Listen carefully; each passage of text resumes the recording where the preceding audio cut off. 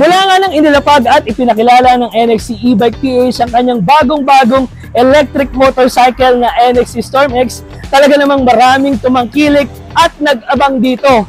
At sadyang marami na rin ang nag-suggest at nag-recommend sa atin na bakit hindi nga ba natin siya dalhin sa Baguio. Kung kaya nga ngayon, nandito tayo sa paanan ng Arco ng Benguet Province, kung saan meron tayong 3 units dito sa likod natin. 2 NXT Storm X at isang bagong-bago ang base model na NXT Storm.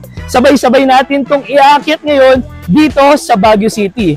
Ang video na ito ay binubuo ng 2 video. Ang first part ng video na ito ay ang pag-akyat natin sa Baguio gamit itong 3 unit na ito. Ang second part ng video natin ay ang naging biyahe natin mula Marilao, Bulacan hanggang Pangasinan, kung saan ni-range test natin ito at tinap speed na rin natin. So ano pang hinihintay natin?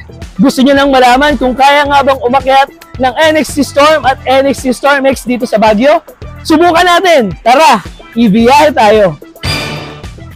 The next station is Baguio.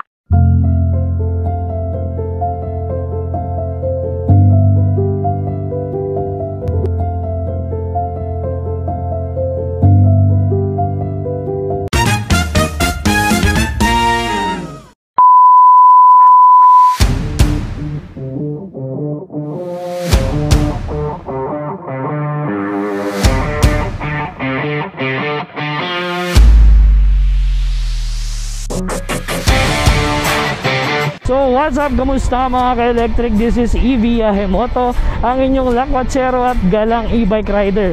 So ito na, nakasakay na kaming 3 sa 2 NXT Storm X at isang NXT Storm, at babaybayin na namin ang packet ng Baguio. At syempre, hindi mawawala na una naming madadaanan ang Lion's Head. So samahan nyo kami sa aming pag-akyat dito sa Baguio. At syempre gusto kong makita nyo kung gaano naman kaganda yung dinadaanan dito sa Cannon Road, no, bago natin makita or barating yung Baguio. So ayan, marami sa inyo nagtatanong, okay ba ang NXT Storm X? Makakakit kaya ng Baguio yan? Pwede ba yan? So ito, sasagutin natin. So pagdating naman sa range, kung alam mo, mula Manila hanggang Baguio, kaya ba niyan? Isang charge lang. So sasagutin ko yan dun sa part 2 natin para dun sa range test na, no? So ngayon, eto, naka speed 2 ako para makita nyo rin yung bilis or lakas ng takbo ni NXT Storm. May merong tubig. Ayan, may pa doon, may pa ulan-ulan falls pa. So ayan, naka speed 2 tayo. Ang ganda, oh. Naka speed 2 tayo para makita nyo na hindi kailangan ng malakas na power pa, dahil yung sa speed 2 pa lang malakas yung power ni Storm X, kaya kayang-kaya niya. Pero ngayon, ito pa palusong. So ayan, kasama natin si Watspeed at si Tokwa pa rin dito sa pag-akyat natin sa may Baguio. At kanina napansin ko, nagpalitan ng unit si Tokwa at si Watspeed, kasi from Marilao to from Marilao to Pangasinan, ang may gamit kay Storm X ay si RB, at sa Storm naman si Watspeed. So si Watspeed din kasi ay na-test niya na si Storm X, lalo na dun sa tawag dito, sa may sa test ride. So may idea na siya paano ang atake ni Storm X. So ngayon po ay gustong malaman ni JM kung kumusta kaya si Storm, no?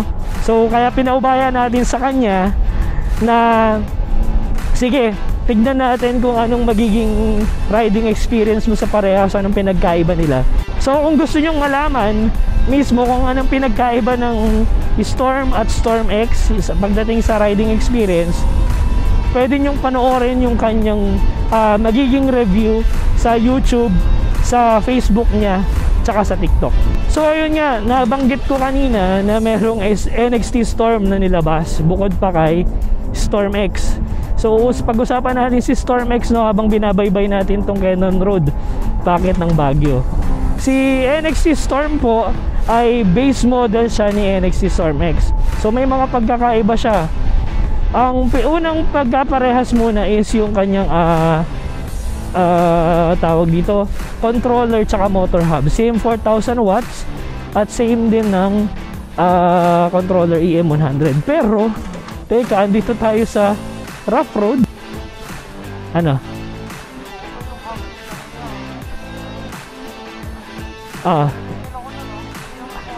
Akin din doon, no? Yung heel hold control.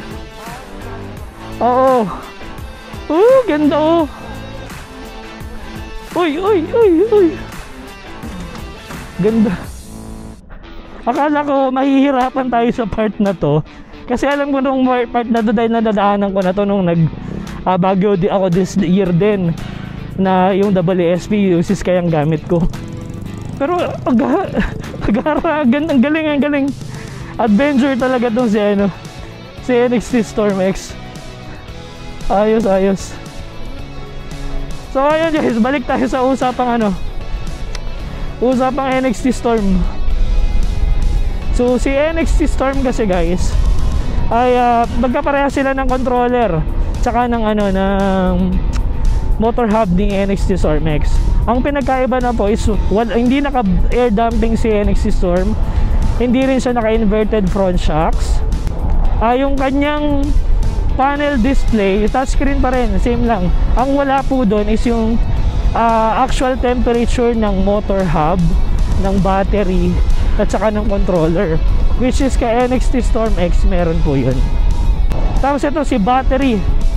Ang battery po ng NXT Storm ay 67Ah lang po. So kamusta ba? Ilan ba ang range ng NXT Storm?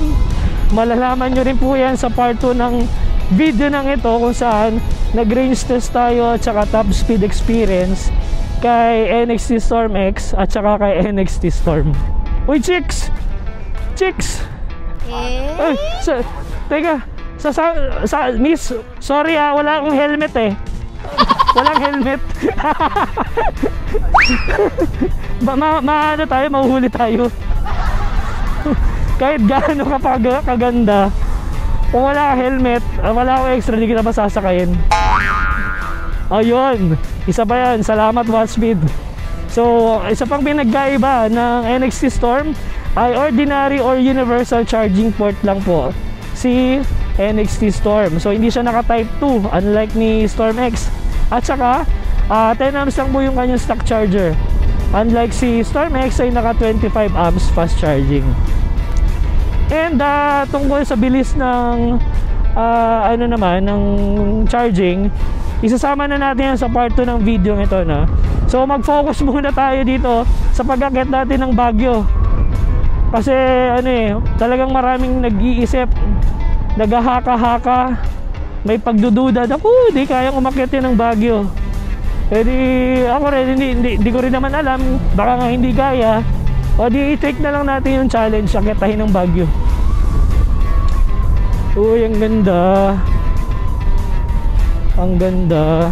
At this point, medyo sinusumpong na ako ng ubo habang papakit kami ng Baguio dahil medyo masama rin talaga yung pakiramdam ko nung bumiyahe kami. Pero hindi pa rin ako nagpapigil sa ubot sipon ko dahil Baguio na to, kaya dapat tuloy na tuloy to. Siya nga pala, pangalawang akyat ko na to sa Baguio this year at pangalawang akyat din to na e-bike pa rin ang gamit ko. Kung masubukan yung umakyat ng Baguio na naka 2 wheels e-bike, dito nyo mas ma-appreciate yung paligid dahil tanaw na tanaw nyo siya. Walang bubong at bintanang nakaharang, di kagaya pag nakasakay ka sa bus at van. Dito live na live mo makikita ang magandang tanawin. At the same time, ramdam mo rin yung kapayapaan kasi e-bike yung gamit mo, wala kang maririnig na tambucho at wala ring maingay na makina. Isa pa, wala ring vibration, di gaya sa motor. Mula Marilao, Bulacan hanggang dito sa may Baguio ay almost 250 kilometers din ang binyahe namin. At personally, masasabi ko na pasado para sa akin ang kanyang riding comfort dahil hindi ako nakaranas ng sakit sa katawan o ngalay sa paa at kamay dahil na rin siguro sa magandang riding position nito na naka-upright ka kapag nakaupo. Papuntang Baguio, madadaanan mo ang Tarlac at Pangasinan at masasabi ko ko, malawak yung kalsada nito. Halos wala ding traffic kaya dito ko nagamit yung cruise control na feature nitong NXT Storm X. Pagdating naman dito sa Baguio, ito ay pinaghalong tarik at lusong at dito ko nagamit ang feature ni NXT Storm X na Hill Descent Control at Hill Hold Control. Yung Hill Hold Control o HHC,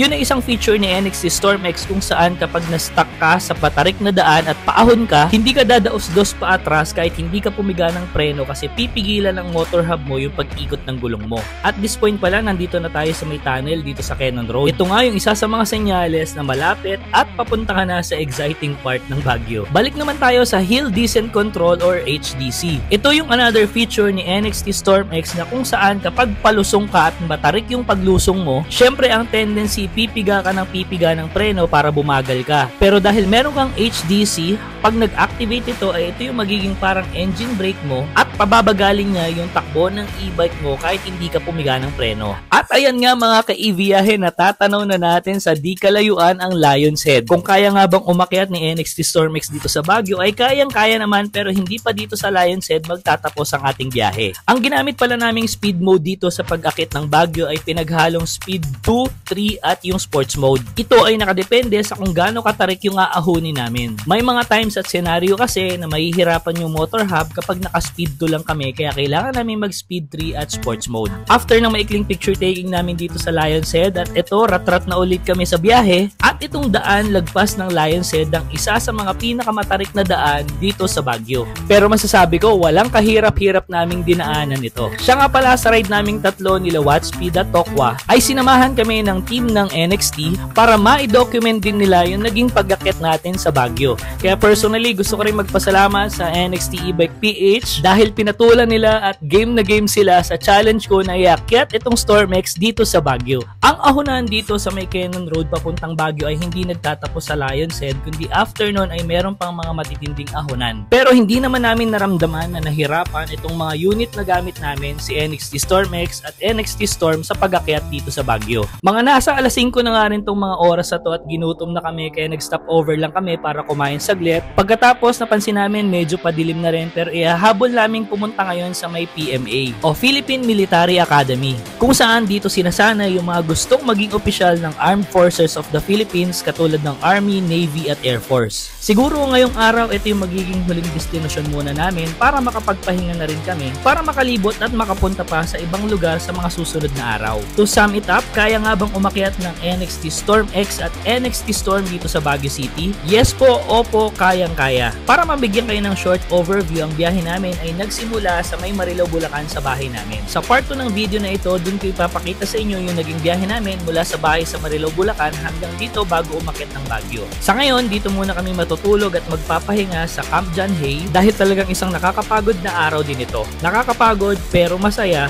lalo na kapag mga e-bike or electric motorcycle ang kasama sa mga biyahe at gala natin. At heto nga, nakarating na kami sa tutuluyan namin ngayong gabi dito sa Camp John Hay. First time ko lang din dito at sobrang ganda rin talaga. Kung aakyat kayo dito sa Baguio ng naka-e-bike din para mamasyal, saan nyo gustong pumunta dito sa Baguio gamit ang e-bike para mamasyal? Sige nga, ilagay nyo nga mga ka-EViyahe sa comment section. Siya nga pala, shoutout sa mga nakasama naming NXT team. Si Sir Jay, si Kuya Alex at Kuya Marcel. For now, let's call it a day pero hindi nagtatapos ang ating rides dito sa Baguio. Kung umabot ka sa last part ng video na to, please pa-follow naman po sa ating social media accounts para updated kayo sa new posts and videos natin. Sa ngayon, itutour ko muna kayo saglit dito sa aming tinuluyan. Sobrang lawak, malaki, tapos may third floor pa. Pero hanggang dito na lang muna sa baba ko kayo itutour. At yung dalawang kasama natin, si Tokwa at si Watspeed, andito na, nagpapahinga na dito sa labas. So paano mga ka-EViyahe, maraming salamat sa pagsama sa aking gala at lakwatsa ngayong araw. Kung saan tayo susunod na pupunta, abangan nyo yan. Please follow, like, and share. Hanggang dito na lang, ride safe, keep safe mga ka-EViyahe.